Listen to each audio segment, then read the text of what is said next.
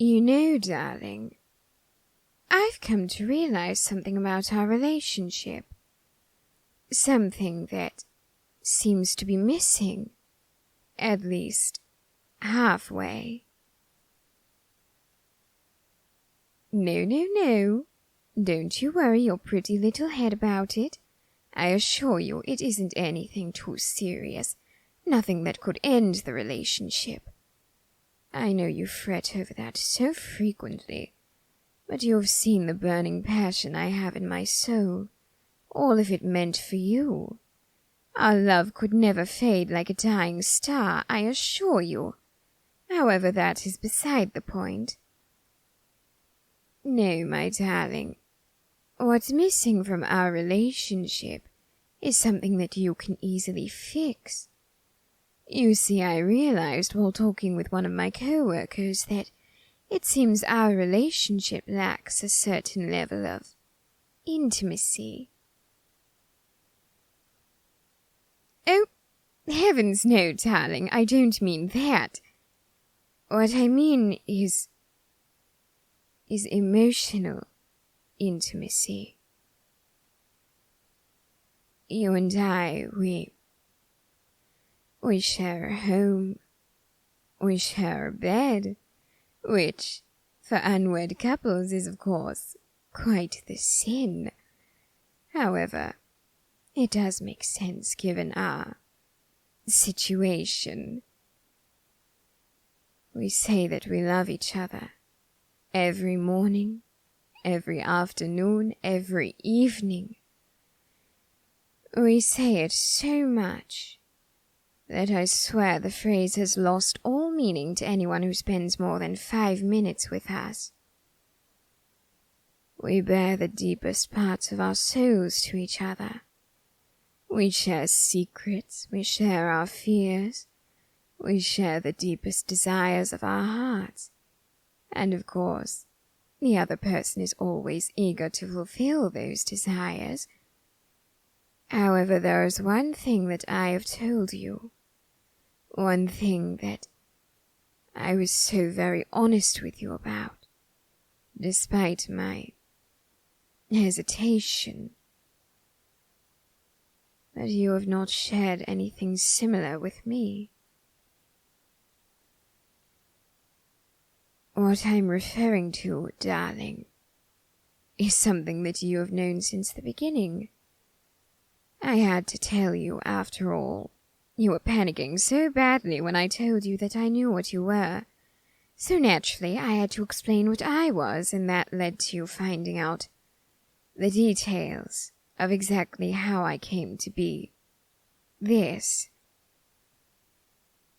However, when I asked you how you came to be what you are, you said that you didn't wish to answer to someone you hardly knew, and I understood that. After all, from my understanding, you were recently deceased, and suddenly you were being approached by a god of death. It was certainly quite a frightening situation, and I imagine that, being what I am, I might have intimidated you, led you to believe that if you shared that information with me, perhaps I would destroy your soul or reap it, and you would no longer be able to wander this earth. I understood, so I let you get closer to me, and I eagerly got closer to you. But in all the time that we have spent together, all the infrequent dates, all the time spent in bed, holding each other close, whispering I love you over and over, whispering sweet nothings to each other, you've still not told me how it is that you came to be like this. You've still not told me how exactly you died. And believe me, darling, I understand that certain deaths, you don't really want to talk about them. After all, being what I am, you were able to figure out quite quickly how I died. And as I am certain you are well aware, my kind of death isn't the sort of thing that people talk about. At least, not with anything more than disdain. For my type of death, it is viewed as a sin. It is viewed by some people as a crime against their beliefs. Everyone thinks that people who die the way I do will spend eternity in purgatory, which they're not entirely wrong. However, they believe that we are meant to suffer because of the way we died. Yet when I told you, when I explained to you the circumstances surrounding my death, what did you do? You stared at me, and without even a moment of hesitation, you, the spirit who was so frightened by the appearance of a death god that you actually tried to attack me, which was rather adorable, mind you. But you tried to attack me because you were so frightened by me.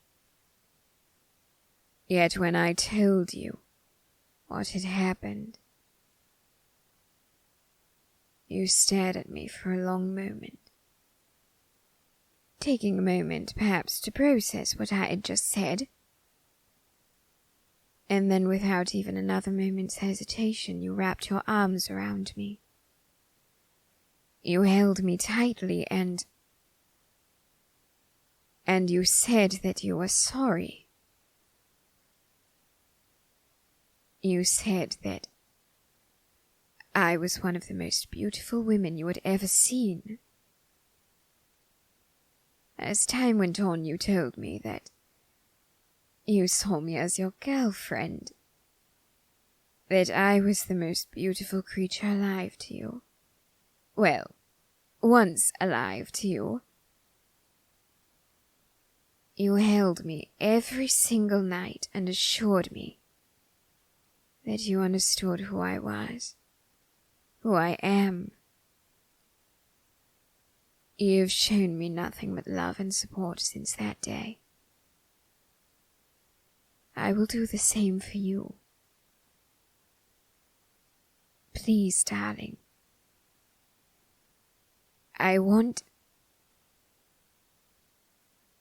to be able to speak with my co-workers about you, openly and honestly. I want to be able to tell them every single detail about you without having to worry that they'll reveal crucial information, perhaps even horrific images of how you died. I want to hear it from you, not someone else. And I know that until I hear it from you, I won't feel safe bragging about you at work. And I want to do that. You boast about me to all your other spirit friends. You brag about how you're dating a Grim Reaper, a literal god of death. You love to tell them about every single detail of our relationship, from the tame to the more immodest. I love the way that you look when you tell them. Don't you want me to be able to do that for you? To brag about you as if you're the greatest thing in all the world, because you are. To me you are, and you always will be. I swear, no matter what you say, I won't stop loving you, not for one moment. I won't laugh at you or shame you or tell you that you deserved the death that you got. Honestly, the only reason that I am even remotely, for lack of a better term, pleased by your death is because now I get to spend eternity with you. I don't have to worry about one of my colleagues reaping your soul and taking you away from me. Or worse, being forced to do it myself. I hate the fact that you lost your life. Solely for the fact that I know you didn't want to die. I won't mock you, I won't say anything to make you believe that you deserved your death. I just want to know. I want to know things about you, darling, and this is one of the most important things I could know about you. Please, my darling. Please.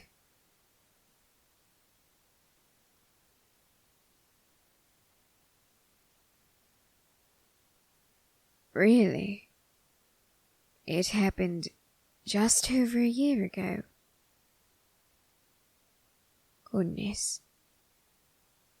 You truly are so new to this world, then. I can't imagine you've had much time to grieve.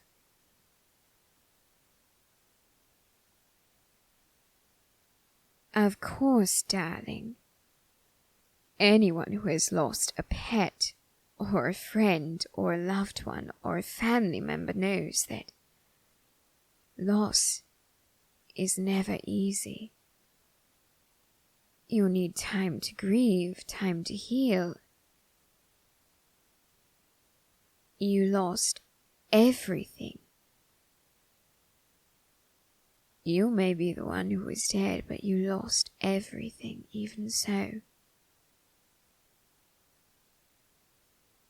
How exactly did you lose it? I swear you can tell me, darling. You don't have to be afraid.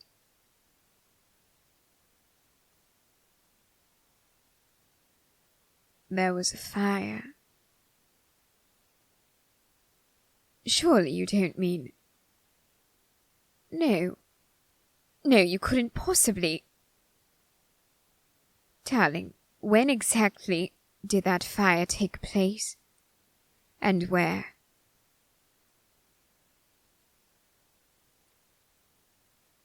Oh my goodness. Oh, darling. Oh, darling, I remember that day. I remember it so clearly. Will and I, we were working in that area. Of course, darling. With so many people dying, so many souls, we had to work overtime. So many other Reapers had to work alongside us, because there was just so much damage. I remember so many of the faces I saw. I knew you looked familiar the moment I saw you. I thought, perhaps I've simply seen them in passing. Perhaps I've seen someone who looks rather like them. But no. I remember seeing you. You were still breathing when I saw you. Your clothes were singed. Every breath you took was heavy, as if it were a struggle on your body. Oh, darling. I left you there because I assumed that either you would survive or one of my colleagues would take care of your soul. I thought that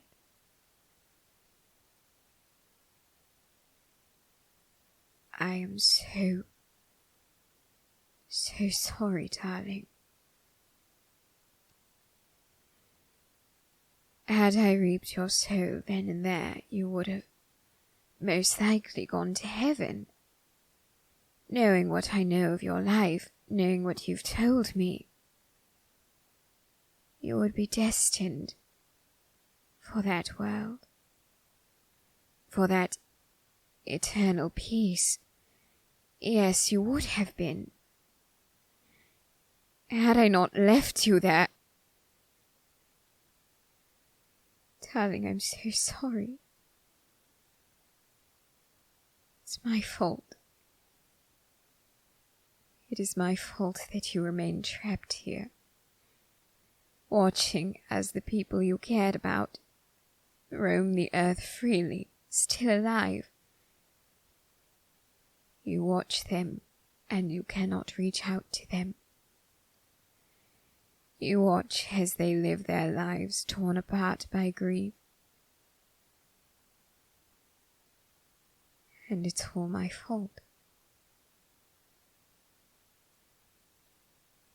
Darling, I'm so sorry.